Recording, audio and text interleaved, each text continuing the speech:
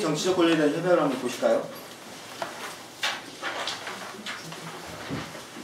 페이지 수가 없어가지고 한번 넘겨보시면 페이지 수가 네. 책이 보이죠?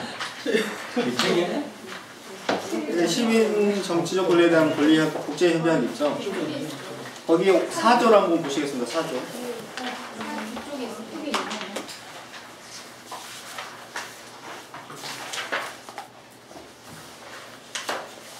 그러니까 4조 1항의 가장 밑에 4조 1항의 가장 밑에 문장 보시면 인종, 피부색, 성, 언어, 종교 또는 사회적 출신만을 이유로 하는 차별을 포함해서는 아니 된다 이렇게 있어요. 그러니까 그 국가의 의무를 이렇게 다함에 있어서 그러니까 아까 네 가지 의무, 존중, 보호, 증진, 실현의 의무를 다함에 있어서 인종을 이유로 차별해서 안 되고 성별이라든가 피부색, 언어, 종교, 사회적 출신, 뭐 정치적인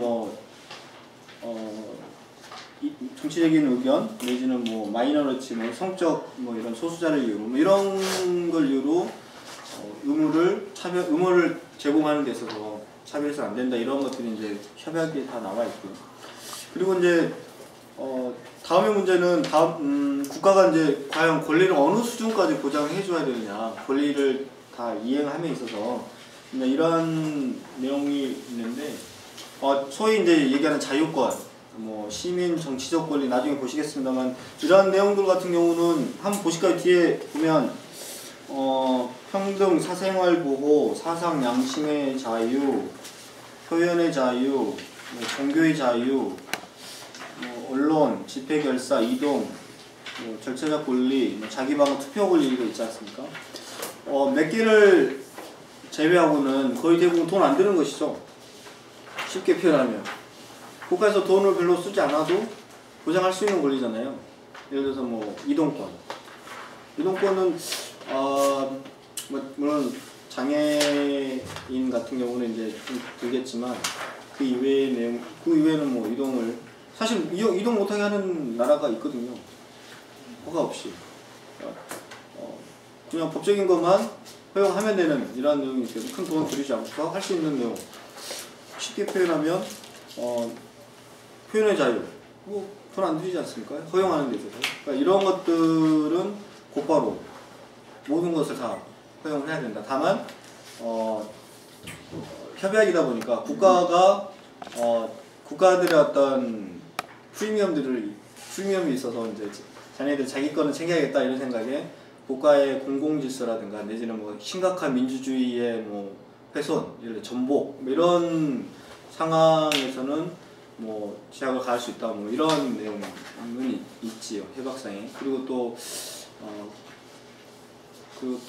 그 국제법상 국가가 이제 조약을 맺을 때 나중에 그 자료집 제일 뒤에 보시면 우리나라가 가입한 국제인권조약 가입 현황 자료가 있거든요. 보시면 가입이 있고 그 다음에 미가입이 있고 그 다음에 유보라는 게 있어요. 국가가 조약에 가입하면서 유보를 할 수 있다. 그 무슨 얘기냐면 특정한 조항에 대해서 우리는 전체적인 조약에 가입은 하지만 특정한 이런 조항에 대해서는 우리는 이거 따르지 않겠다라고 할 수 있는 권리가 있습니다. 그게 이제 국제법상 인정된 그런 권리고요. 우리나라도 지금 뭐 결사의 자유랑 뭐 가족성, 아동의 면접 교섭권 뭐 이런 등등의 내용들은 유보를 해놓고 있지요. 그렇지만 이렇게 가입을 하면서 이런 것도 유보를 할 수 있지만 그 가입의 근본적인 정신, 원칙들이 훼손하는 그런 조항들은 또 이렇게 유보를 할 수 없도록 이렇게 되어 있습니다. 그래서 항상 예외가 항상 있고 그 예외 또 예외가 있는, 그래서 조금 복잡한 그런 상황이고요. 사조를 보시면 아까 잠깐 사조에 다시 돌아오시면 1조에 공공의 비상사태의 경우에 있어서 그러한 비상사태의 존재가 공식으로 선포되어 있을 때 한도 내에서 뭐 의무를 위반하는 조치를 취할 수 있다. 이렇게 되어 있고, 다만 그러한 조치는 여타 국제법상의 의무에 저촉돼서는 안 된다. 이러한 또 내용들을 이렇게 규정을 하고 있습니다. 그래서 이러한 게 자유권과 관련해서 국가들이 할 수 있는 해야 되는 어떤 권리 수준, 보장해야 되는 권리 수준이고요. 사회권, 경제, 사회, 문화적 권리와 관련해서는 2조 1항을 한번 보실까요?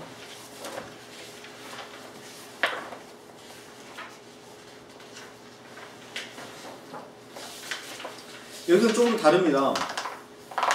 뒤에 사회권이라고 구체적으로 나와 있는 자료실의 사회 내용을 보시면 사회적 안전에 대한 권리, 뭐 교육권, 일할 권리, 음식, 건강, 주택, 생존권 이런 것들이 좀 구체적인 내용이기 때문에 쉽게 얘기하면 돈이 든다는 얘기죠. 국가에서 적극적으로 보장해야 되는, 돈을 들여서 보장해야 되는 그런 내용들을 담고 있기 때문에 사실상 자유권을 뭐 소극적 권리라고 표현하는 사람들도 있고요. 그리고 뭐 사회권을 적극적 권리다라고 표현하는 사람들도 있습니다. 그래서 2조 1항을 보시면 세 번째 줄에 자국의 가용재산이 허용하는 최대 한도까지 조치할 것을 약속한다 이렇게 되어 있습니다. 그리고 또 앞에 줄에 보시면 바로 앞이군요. 앞에 줄이 아니고 국제 지원과 국제 협력을 통해 뭐 이런 문구도 있고요. 그게 뭐냐면 어느 조약에 있어서 어느 수준을 딱 정해놓고 이 수준까지 해줘야지만이 이 조약 너네는 권리를 이렇게 보장하는 거야 라고 사회권에서는 정하지 않고요. 각국의 각 나라의 어떤 경제적인 여건이나 이런 것들을 다 감안해서 최대한도 가능한 범위 내에서 할 수 있도록 이렇게 의무를 규정하고 있습니다. 그리고 이제 자국 내에서 하지 못하면 어떻게 할 것이냐, 그럴 경우에 국제협력이라든가 지원을 통해서 이렇게 반드시 할 수 있도록 이렇게 얘기를 하고 있고, 이 개념 속에서도 역시나 그 최소한의 핵심의 어떤 수준은 보장하는 것을 보장해야 된다라고 얘기를 하고 있습니다. 그러니까 예외도 예외죠. 그러니까 항상 최소한의 것을 보장해야 된다라고 하는 걸 얘기하고 있습니다. 그래서 남아공 헌법을, 남아프리카 공화국 같은, 그러니까 그 나라의 헌법을 해석하면서 나왔던 개념이고요. 그리고 그 유엔에서 이제 영어로 미니멈 코어라고 하는 개념인데, 이 개념을 인용하면서 국제법적으로 이제 상당히 이게 인권에서는 상당히 이제 일반화되는 그런 개념인데요.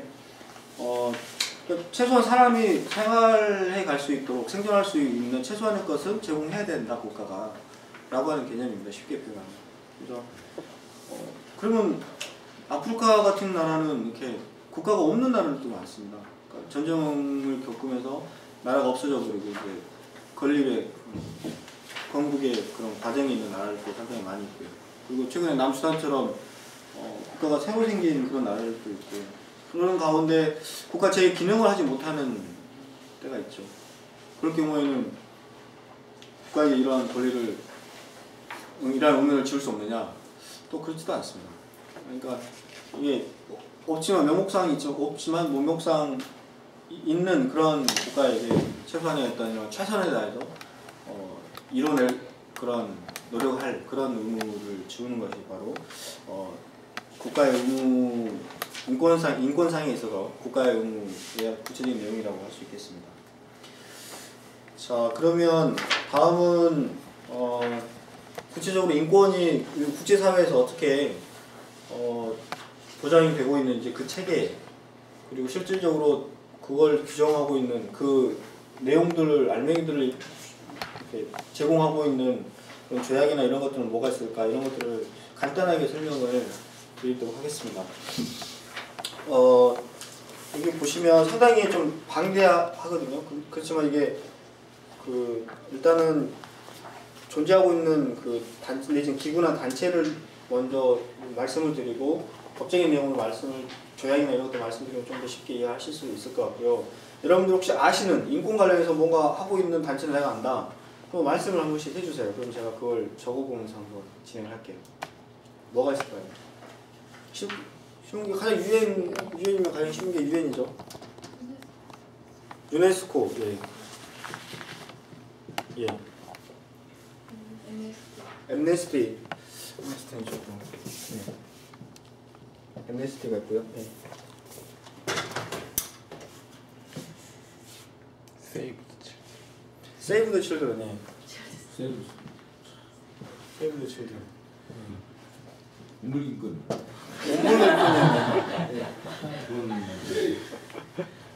예. 혹시 아시는 국가인권위원회 있지 않습니까? 국가인권위원회. 한국 인권위원회, 한국 국가인권위원회. 한국. 예. 한국. 예. 또 뭐가 있을까요? 아시는 거 국제적인 말씀해 주세요. 혹시 유엔에는 보면 그 뭐지? 유엔 총회가 있죠. 유엔 총회. 그다음 유엔 또 뭐 사무국이 있잖아요. 사무국 안에 인권을 전담하는 부서가 있습니다. 그게 이제 뭐지? High Commission for Human Rights. 예, OHCHR이라는 단체가 있습니다.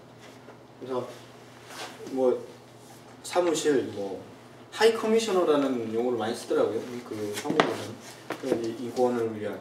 그래서 어떤 전담할 수 있는 그 팀을 둬서 전체적인 인권 관련된 업무들을 조정하는 그런 조직이 있습니다.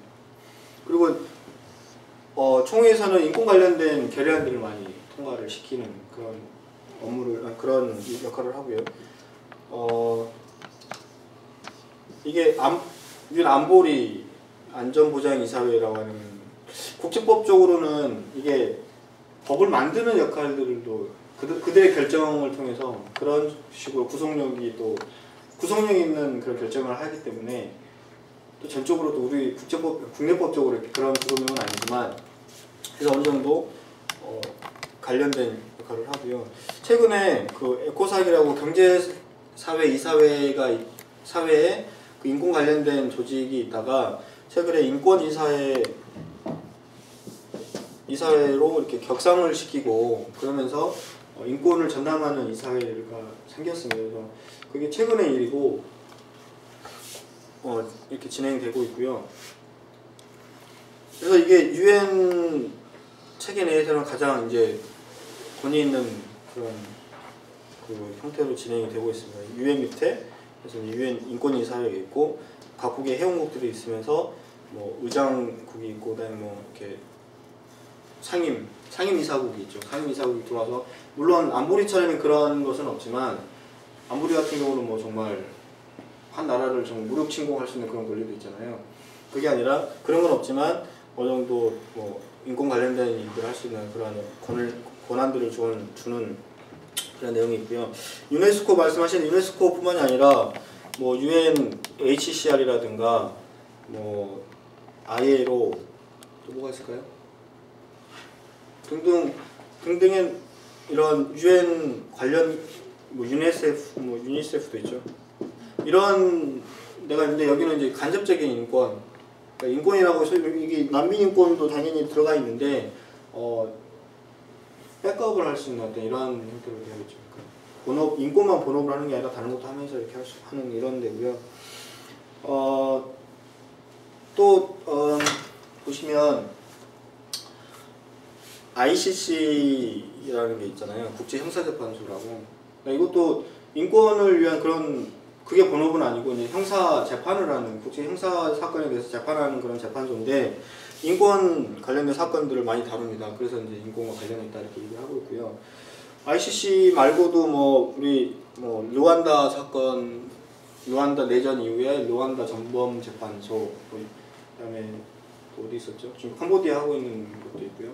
그다음에 저쪽에 동유럽 쪽에 체코슬로바키아 뭐라고 그러죠? 정확하게 나라가 바뀌어가지고 거기도 보스니아 예, 유고슬로비아가 보네요. 거기 전범 재판소도 있었고요. 그러니까 우리가 잘 아는 뭐 독일 룩셈부르크라든가 뭐 일본 전범 재판 이런 것도 전부 다 이런 국제 형사 재판소의 형태로 있었고 특히 이런 데는 뭐 전쟁 범죄 많이 다루고요. 다룰 때 그리고 뭐 인류에 대한 범죄, 평화에 대한 범죄 이런 것들을 많이 다룹니다.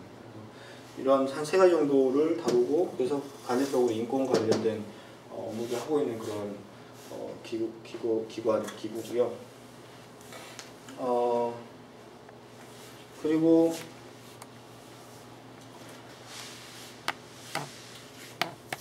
그러고 나서 이제 각 지역에 인권 기구가 있습니다.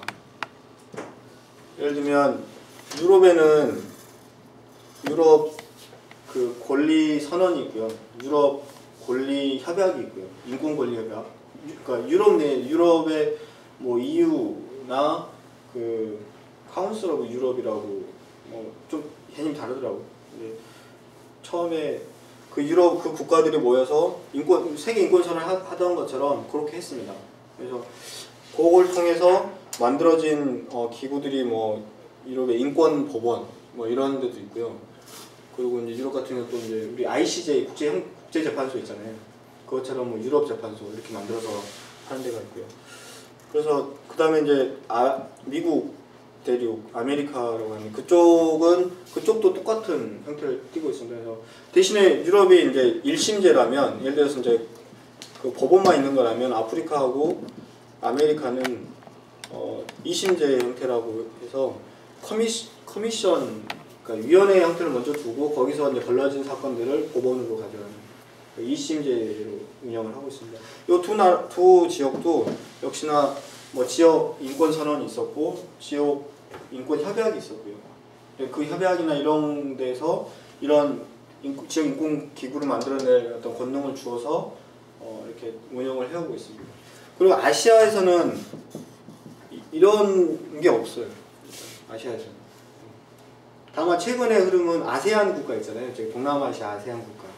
아세안 국가들이 이제 그 공동체 운영하면서 최근에 그 권리 그 국가 간 뭐 인권 뭐 위원회 이런 걸 만들었어요. 그래서 작년 재작년에 연사님이 직접 가가지고 강연도 해주고 막 그러더라고요. 학기 중에. 그래서 그 아시아 같은 아세안만 지금 시작하고 있는 단계다. 논의들은 뭐 아세안 태평양 뭐 기구 만들어야 된다. 뭐 이런 주장이나 논의들도 있었고 그랬지만 유독 아시아는 일단은 인구도 땅덩이도 넓고 인구도 넓고 문화적 다양성 워낙 좀 많아서 좀 상당히 합의하기가 쉽지 않은 모양입니다. 그래서 일단 시작은 아세안만 이렇게 하고 있다는 걸 말씀드리고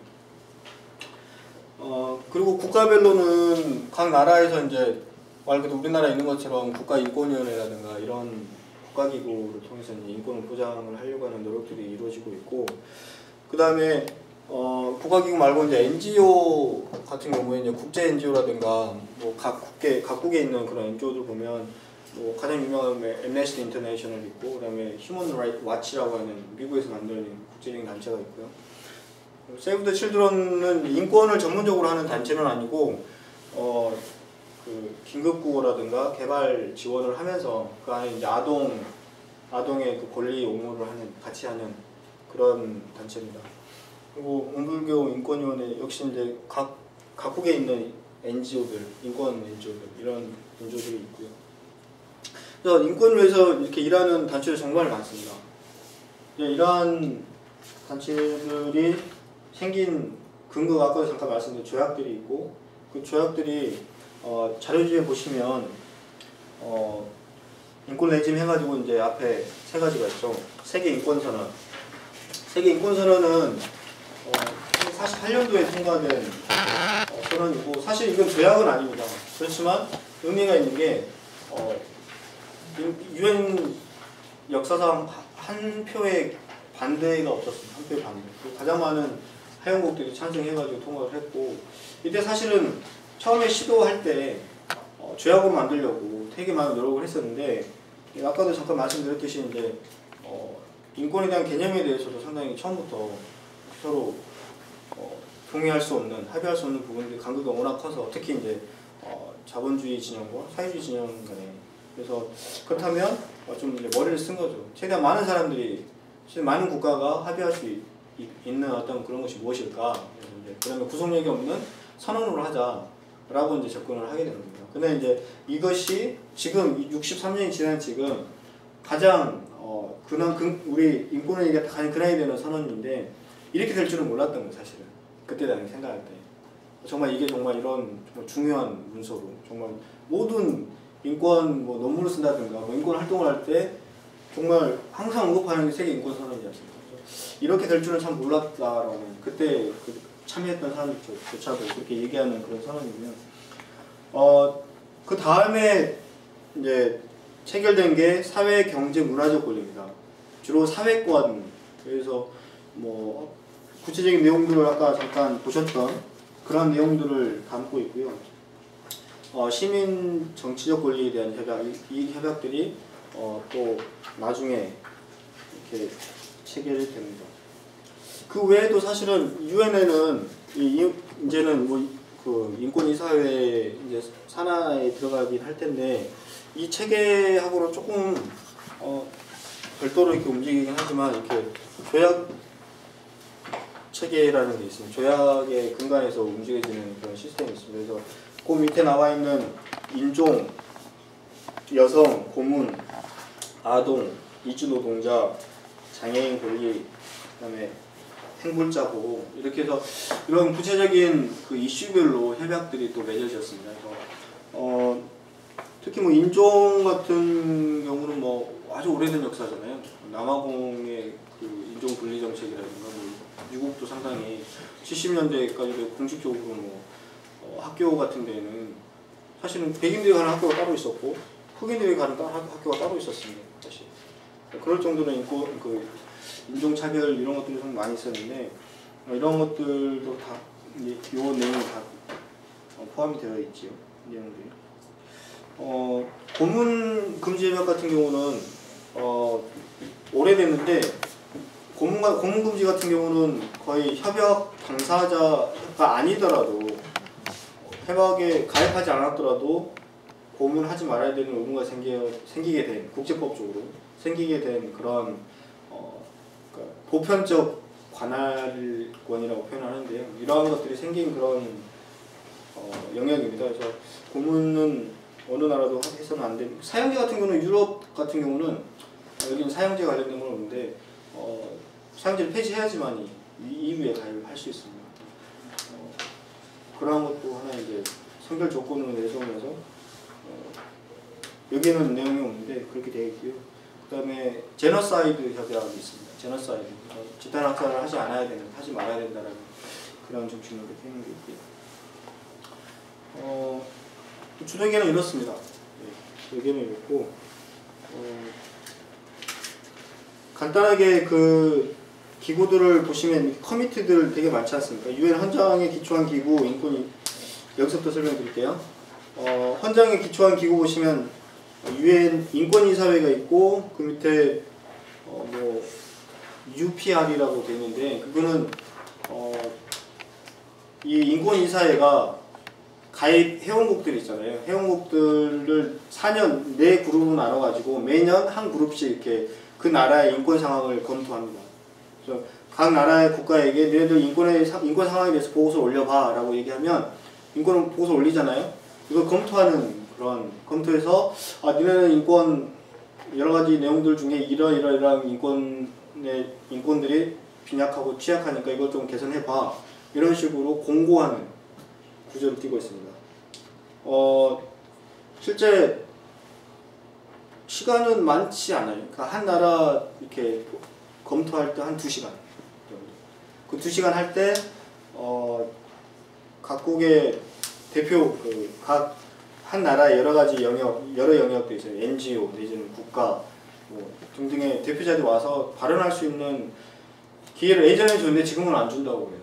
그래서 NGO들이 참여할 수 있는 유일한 그 시간은 잠깐 그 세션 중간에 화장실 가고 티타임 가질 때 그때 화장실 쫓아가가지고 우리나라 상황이 이렇습니다. 시대는 이렇습니다 라고 얘기하고 하소연하면 그때 이제 여기 그 리뷰하는 그 담당관 있잖아요. 각 나라에서 온 이제 대표 거기서 뽑힌 건데 그 사람들이 이제 하나씩 정부 대표자에게 이렇게 질문하고 그런 식으로 해가지고 그 정말 NGO들의 인권 NGO들의 목소리가 이렇게 반영이 되는 그런 좀 이렇게 좀 부족한 시스템으로 좀 되어 있습니다. 밑에 이제 그 Special Procedures라고 되어 있는 거는 이제 쉽게 다른 얘기로 하면 1503 절차 뭐 이런 식으로 보통 알려져 있는데요.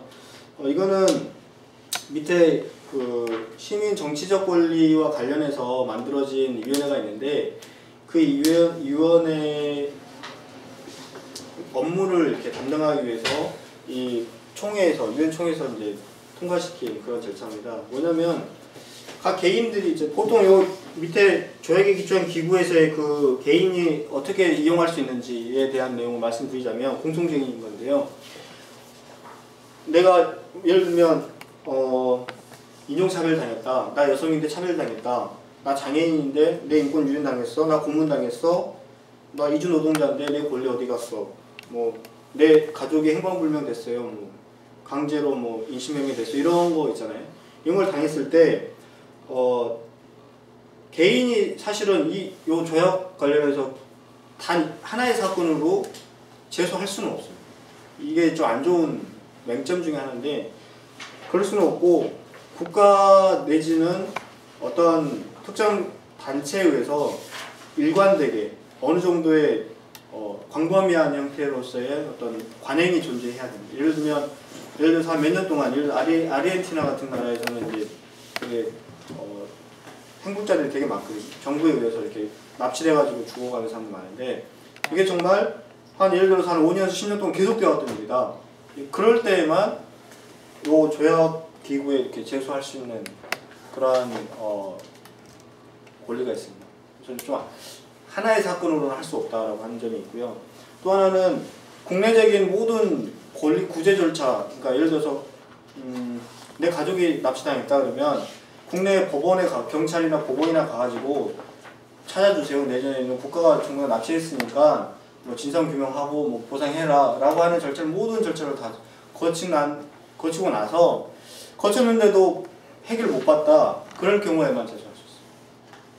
근데 이제 단 예외가 그런 절차가 좀 뭐랄까요? 있으나 마나한 하나마나 뭐 똑같은 그런 절차라고 좀 이렇게 명확하게 인정이 되면 그런 절차 없이도 곧바로 할 수는 있습니다. 근데 이런 것도 좀 엄격하게 보고 있는 그런 편이고요. 그다음에 또 특징적인 게 국가 간 이 조약에 가입한 국가는 다른 국가가 이거 위반하고 있어라고 이렇게 의문을 제기할 수 있고 여기에 대해서 이제 조사할 수 있는 그런 조사하자라고 해야 된다라고 하는 주장할 수 있는데 한 번도 일어난 적은 없습니다. 국가 간의 조약이다 보니까. 그리고 예를 들어서 이러한 사건이 올라가면 어떻게 되느냐? 그 위원회에서 이제 위원회가 있죠. 위원회에서 이 사건을 검토합니다. 그래서 사실관계 다시 확인하고 어떤 권리가 위반되는지 조사를 통해서 처벌을 하느냐 그렇지 않습니다. 국가를 처벌할 수는 없죠. 공고를 합니다. 그래서 이런 문제가 있으니까 너희들 이거 어떻게 했느냐 확인하고 다시 이제 정부가 답변을 하잖아요. 그러면 이 답변을 실제 이제 제소한 사람들하고 이렇게 다시 이제 검토해가지고 어떻게 해야 되는지 이런 사실 국내 법의 어떤 이런 내용이랑 보면 상당히 좀 미약한 수준으로 구성이 되어 있습니다. 그렇지만 이거 만들어내는데 수년 걸렸고요. 상당히 그래도 만족스럽지는 않지만 진일보한 그런 내용들을 담고 있습니다. 예전에 비하면 아까 각 지역기구 얘기할 때 요 권리구제와 관련해서 잠깐 좀 특이한 점이 하나 있는데 그 아메리카 그 지역기구 있잖아요. 아메리카 지역기구는 실제로 국가가 배상을 할 수 있도록 이렇게 벌금을 내리는 것까지 가능합니다. 그러니까 이게 이거는 뭐 유럽도 없고 뭐 아프리카도 안 돼 있고 유엔도 안 돼 있는데 그 아메리카 지역국 기구에서는 그게 가능하다는 점이 상당히 좀 주목할 만한 그런 내용이고요. 조금은 쉽게 설명을 하려고 했는데 아직 그렇게 안 되는 것 같아서 죄송하고요. 실제 이제 구성은 이렇고요. 이걸 좀 더 장황하게 설명했지만 인권 변화가 어떻게 이루어지는지 뭐 좀 간략하게 보면 한 나라에서 이렇게 인권 관련해서 이렇게 싸움이 일어나잖아요. 실질적으로 뭐 한쪽은 국가가 되는 경우가 대부분이고 다른 데는 이제 일반 시민이나 특정 단체가 뭐 그룹이 되는 게 태반인데, 일단 상당히 좀 인권 유린의 사건이 일어나면 이 사건들이 외부로 이렇게 유출이 되잖아요. 그래서 뭐 전 세계 예를 들어서 미얀마다 그러면 2007년도에 그 뭐 스님들 이렇게 탄압하고 많이 이렇게 학살했던 그러한 사진이라든가 이런 것들이 외국으로 전부 유출이 되거든요. 그러면 유출되면 이 전 세계적인 이런 뭐 유엔부터 해가지고 각 지역의 기구, 뭐 관련된 뭐 단체, 그리고 국제 NGO, 그리고 뭐 국제적인 NGO, 각국의 NGO 이렇게 해가지고 여론을 형성하게 돼서 압력을 가하게 됩니다. 국가에 대해서. 근데 여론은 도덕성에 대한 상당히 인권 탄압했다, 자국민을 죽인다, 뭐 이러면 정말 도덕적인 타격이 있는 거예요, 국제사회에서. 그러한 부담감을 가지면 참 좋죠. 안 갖는 사람들이 많습니다. 안 갖는 독재국가도 많습니다. 근데 일단은 그런 압력을 행사하게 되고요.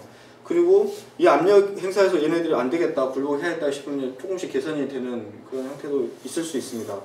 안 되면 각국에서 주는 뭐 차관이라든가 지원 이런 거 있잖아요. 차관이나 이런 무상 뭐 증자해서 뭐 지원하는 거나 이런 것들에 대한 원조를 끊겠다, 뭐 심지어 이런 압박까지도 해가고, 아니면 제재하겠다, 뭐 이런 국제사회 그런 내용도 있고. 그래서 이런 것들이 계속 가해지면서 여기 요 희생당했던 측의 세력들에게 힘이 이렇게 좀 어느 정도 실리게 되겠죠. 그래서 어찌됐든 요 둘이는 계속 싸워야 되는 그런 숙명의 관계이고요. 그래서 이런 것들이 같이 합세가 되면서 인권에 대한 안 지킬 거지만 심지어 이런 뭐 문구라도 뭐 헌법상의 내지는 법률적인 어떤 이런 행정적인 그런 관행에 있어서의 어떤 개선 이런 것들이 이루어지게 됩니다. 문구라고 할지라도. 근데 이 문구가 한번 그런 인권 친화적으로 바뀌면 이제 저기 싸움하는 인권단체라든가 이런 사람들은 힘이 생기는, 이게 근거 없었으면, 저 그전에 없었으면 너 합의하지 않았느냐, 이걸 근거로 해서 계속 싸우게 되면 새로운 국면에 이렇게 돌입하게 됩니다. 그래서 이러한 흐름으로다가 실질적으로 이제 각 국의 내지는 그런 인권들의 상황들이 개선이 되는 것 같습니다.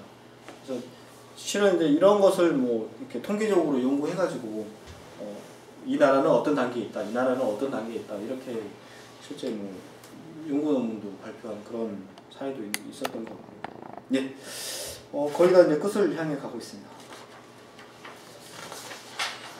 그러면 이제 구체적인 권리는 아까 이제 하는 도중에 제가 잠깐 설명을 드렸는데요. 뭐 1세대, 2세대, 3세대 아까 이제 말씀드렸던 게 있는데, 이거는 인권을 얘기했던 초창기에 이렇게 도입했던, 아니 이걸 주장했던 학자가 있습니다. 그 학자의 어떤 이 기준들을 지금 많이 쓰고 있는데, 이걸 싫어하는 사람도 되게 많습니다. 그래서 주되게 그냥 시민 정치적 권리, 그냥 조약의 이름대로 그 뭐